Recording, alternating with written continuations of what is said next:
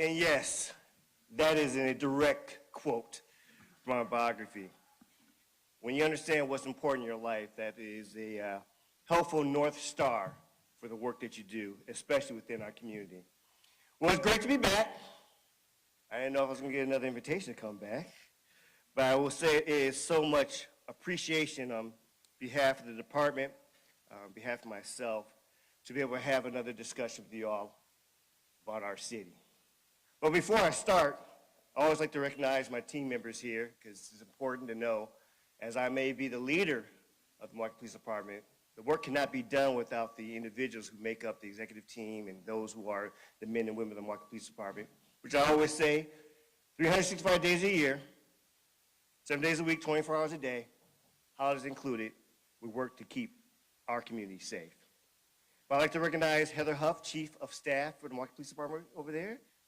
Nicole Waltner, who is the Assistant Chief of the Criminal Investigation Bureau. Elvis Locke, who's on the executive team. And also Steve Johnson, or Stephen Johnson, he's the Assistant Chief of Patrol. So these are some big responsibilities within our department. Thank you. Just a little bit of a secret, they're here to keep everybody honest though too. So if you want to throw a tomato or lettuce at me, they're going to get you. I'm just messing. So the last time I presented to the Rotary was in April of 2022. Then I was recently installed as the permanent chief, not even 6 months into the gig. Fast forward to today, I am pleased to be here and pleased to tell you my commitment to this community safety and the well-being has not changed. In 2022, I share with you that I was born, raised, and still live in our great city with my wife, Dr. Norman, and my 2 kids. In 2022, my son was a teenager. Now he's in college. Yes, I'm a little bit lighter in the pockets. My daughter is soon to follow. It is crazy how my kids have aged. I have not. There we go. I get the punchline. See that, Heather? I told you then when I approached policing from the lens, this is my city. This is my family city. I view policing as a service industry, a service to our greater community. Just like my age, that hasn't changed. I still view policing and public safety from a lens of a resident, a husband, and a father. How I want to keep my family feeling safe is how I want to keep our entire community safe. In 2022, I shared with you the start of a year that had its challenges. January 2022, we had 2 police officers shot. Unfortunately, we still have those challenges. We had another officer shot last month, and unfortunately, many in between those years. We lost an officer in the line of duty in 2023.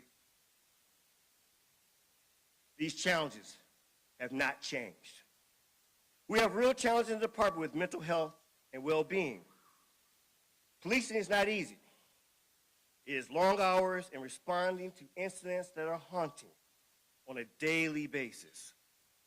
The exposure to people's worst moments of trauma over and over again takes its toll on us. We have lost members and former members to suicide. I'm proud to say that we leaned into this challenge, for we have increased commitment to wellness initiatives for our officers because we cannot best serve our community. We are broken ourselves. Despite these challenges, what I've observed in this time is how our community wraps their support around us, and I'm so humbled by this. There are people in our community who do bad things and bring harm, but when they do, what amazes me is just how many more people choose to do good. I am always grateful for your ongoing support, especially at most challenging times. I thank you all. Every quarter, the mayor and I hold a press conference to report out on our crime data for the public to be aware of our trends. Our next press conference will be held in the next week or so, and we'll report out on the first quarter data of 2025. But as you can see behind me, or to the sides of me, these are our crime data from 2022 to 2024. We are trending in the right direction. And that's because of all of us, all of you in here, and those who will understand the lift of the work that we're doing within our community. We should be proud of that. 2022 was a very challenging year for part-time crimes, but we all know that there have been substantial decreases in crime since then. In 2022, we were on the heels of the pandemic. Isolation and interpersonal relationship skills were a challenge.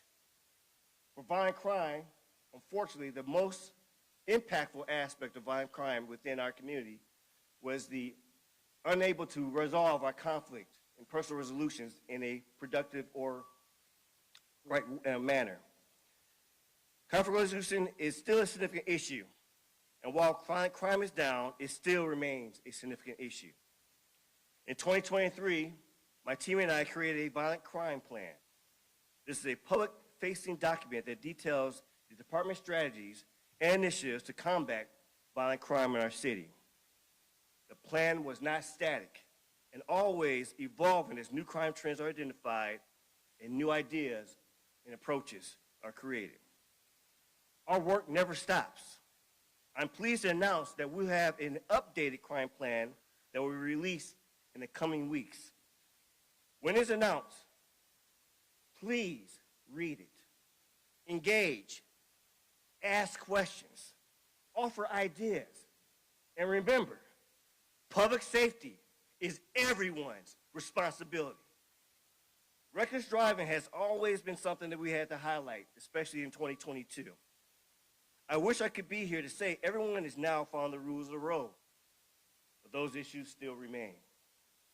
I said it then, and I will say it again.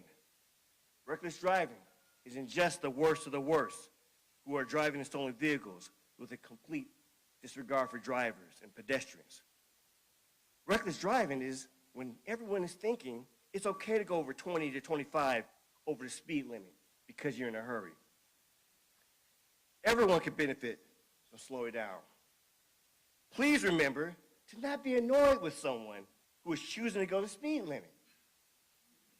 Please remember not to aggressively pass those who are slowing down. If we all make a conscious effort to slow down, the worst of the worst drivers may not have to drive so fast. In 2022, I share with you that community engagement and collaboration were my biggest priorities and passions. They still are. I said this then, and I'll say it now, the Milwaukee Police Department cannot do this work alone. This lift belongs to everyone. In 2022, I announced Marcy Patterson as our Community Engagement Manager, who had just started her journey with the department. Since that time, our community engagement has grown significantly. Marcy now is a direct report to me, reflecting the importance of the community engagement and outreach. And I'd like to note that Marcy hit the ground running for the department, and since that time, we reestablished the Milwaukee Police Athletic League. We have other new initiatives like Rock with a Cop. We have established new partnerships with faith-based leaders and institutions. We have built strategies around community engagement for large-scale events like the RNC. I'm so proud of the work we've done in a very short time to build trust with our community, but we're not done. I challenge my team every day to find new ways to engage.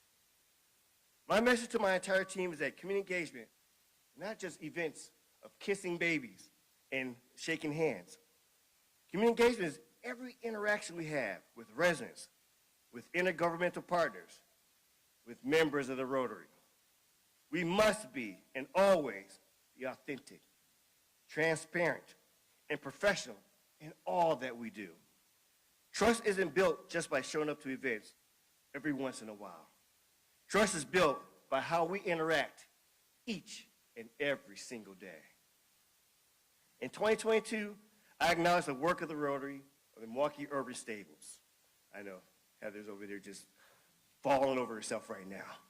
The stables provide true community engagement through equine therapy and programs for youth and veterans. We remain committed to support, and I'm so pleased that we began offering equine therapy to our first responders. Please accept our deepest appreciation to the vision and leadership of Mary McIntosh and the Milwaukee Urban Stable staff who have made it a priority to enhance our officer wellness offerings through this initiative.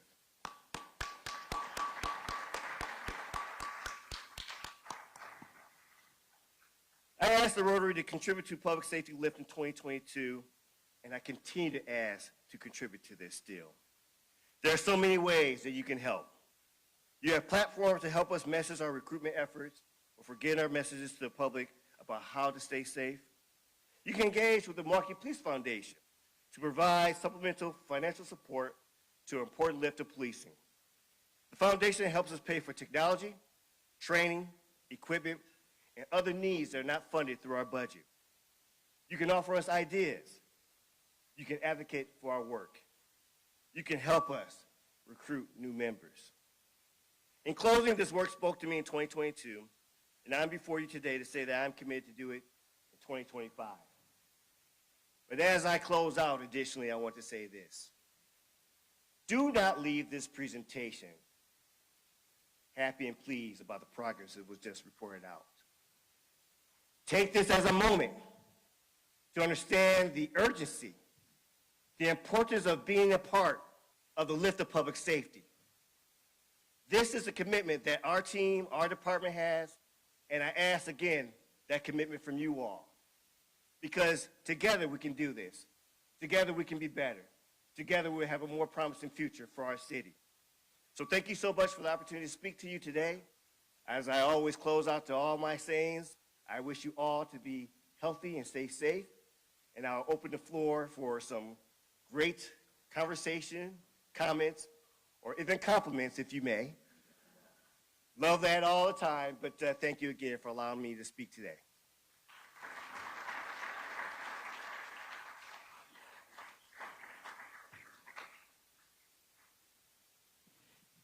Thank you, Chief, and you certainly left us a lot of time for questions, so I'm hoping that we have a lot of people that come up here to the mic. So I'm going to start here with Tom and then Sue. And just say your name for the audience. Yes. Tom Gale. Chief, we love it that you love it here, but we almost lost you to the city of Austin, Texas. Are there any other cities that you're talking to? Wow, man, right.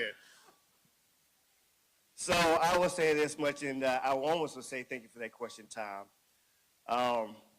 We have a lot of talent in our city. It is always wonderful to have those who recognize the work that is going on within the city.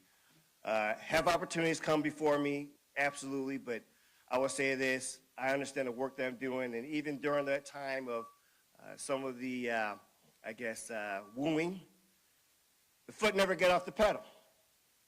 If you recall during that time, we had that thing called the RNC. Myself and the team were working 20-hour days. We put all our effort into the work that needed to be done because that was what was on our agenda and on our plate. So I'm here, committed, working, putting the foot on the pedal, never let it off, but definitely appreciate that sometimes, you know, it's nice to say, oh, wow, other people like me too. Thank you, Chief Norman. Could you just expand a little bit about what is being done today for police wellness? Oh my goodness, I don't know where to start. So beyond just having a really robust wellness team made up of practitioners, we have licensed therapists, licensed psychologists, we have a chaplaincy program and also a police support program of other sworn officers, civilians. But we have so many different outreach in regards to, we have quarterly updates with our wellness team. We have peer support during when we have like officer critical incidents. We do group sessions to have ongoing conversations about trauma because we all understand there's trauma within the department. Again, we talked about having the collaboration with the Milwaukee Urban Stables for equine therapy. And we understand that, you know, as leaders, we also involve ourselves with wellness, showing the role modeling to our men and women in regards to that. We also take having therapy and being able to talk out our particular issues.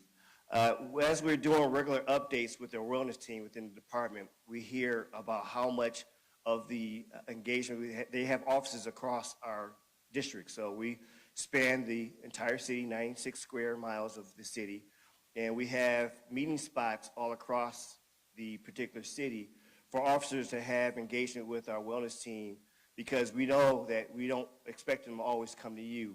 Before the team came into this particular position, the only time that you can meet with the wellness team if you had to go out to 6800 North Titonia, which is our police academy. Now we spread that to have the outreach because we understand the issues and trauma is real. And hearing the feedback from our team of how many officers are taking advantage of these engagement opportunities. But we're also going to do more. I know that we've talked with a lot of different organizations. The Department of Bureau of Justice and Assistance have Valor that talks about suicide and talks about in regards to how do we engage our particular officers in that conversation. Also, again, leading into more trauma-informed work because we all know that we don't go to the birthday parties and weddings. We're going to see sometimes individuals at their worst. So we still open the conversation and say, if there's other opportunities. I know that we've had some conversations with Rotary members here that, what we could do more. But I am really proud of how we are leaning into this because we do understand if we cannot have our members at the, best version of themselves, how can they serve our community in a broken or hurt manner?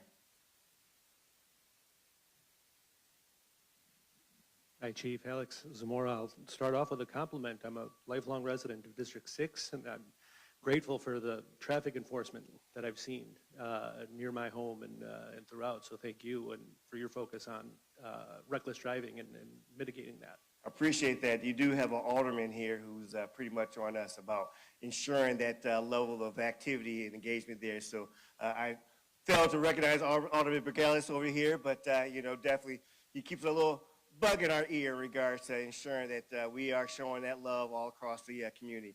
We do have a traffic safety unit that is involved in that. We do have staffing issues. We have unfortunately saw a decrease, but it doesn't say that they're the only ones who do this work of traffic enforcement.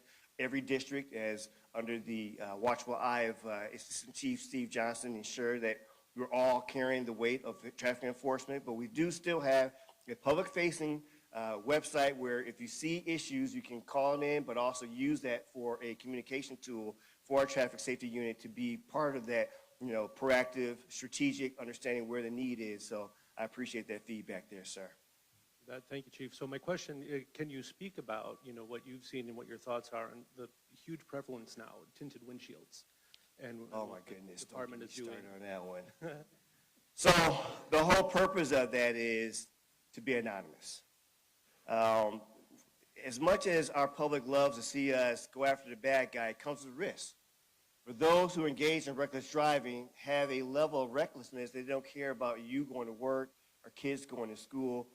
We have to really balance how do we engage those individuals who are really working hard to be anonymous and to ensure that there is, a difficulty to hold someone accountable. That doesn't stop us from attempting the traffic stops. We still do. But there's so many other different tools that are being utilized. One of the things I know that we're working in cooperation with our state legislature and our elected officials, we started to tow. Our Fire and Police Commission allowed us to tow vehicles that are involved in reckless driving. I know there's some legislation looking at expanding that because we have to understand we have to take away the modality of how they commit the crime, which is their vehicle. But it's not easy. I think there's still some other particular things we can do. I don't know if there can be some level of going after the companies that tint the windows, especially when you talk about the windshield, which is illegal. So there's opportunities that we can still collaborate. I have a great relationship with the mayor and the Common Council and have the support of our Fire and Police Commission.